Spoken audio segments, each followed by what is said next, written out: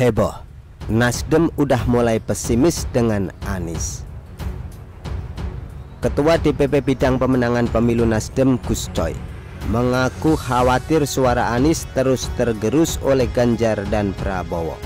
Menurut dia, saat ini suara Anies belum signifikan di dua provinsi yaitu Jatim dan Jateng yang menjadi penentu kemenangan dalam Pilpres.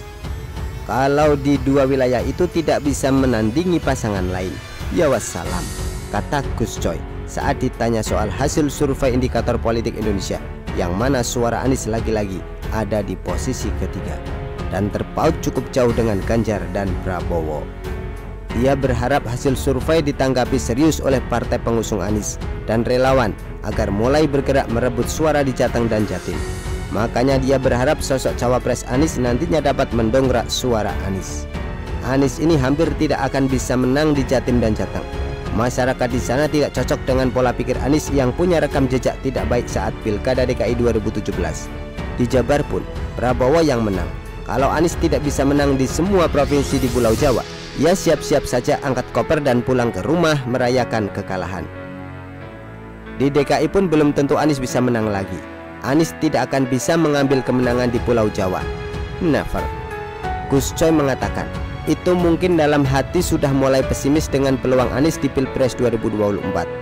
Hasil survei tidak ada yang bagus, kecuali polling lucu-lucuan dari akun yang pro Anies kelas berat. Wajar kalau Nasdem mulai pesimis dan kehilangan gairah. Kalau begitu, lepasin aja Anies, lepeh saja. Ngapain lagi mendukung apalagi memberi panggung kepada orang seperti ini? Segera kibarkan bendera putih dan beres-beres. Nasdem pasti sudah keluar banyak logistik dan sumber daya sejak Anies diusung sampai sekarang.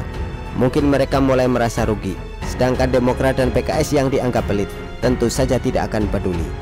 Mengusung Anies ibarat menjual barang yang hampir kadaluarsa tapi disemprotin parfum biar tetap wangi.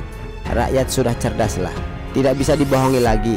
Rakyat tidak akan pernah lupa dengan apa yang sudah terjadi saat Pilkada DKI 2017. Satu-satunya kejadian biadab di mana orang yang mendukung calon tertentu diancam tidak akan disolatkan jenazahnya. Hanya terjadi di era itu, dan kelompoknya dukung siapa. Sejarah ini tidak boleh dilupakan dan harus terus diingatkan. Begitulah kura-kura. Artikel label dari Syu.com ditulis oleh XRD. Bagaimana menurut Anda?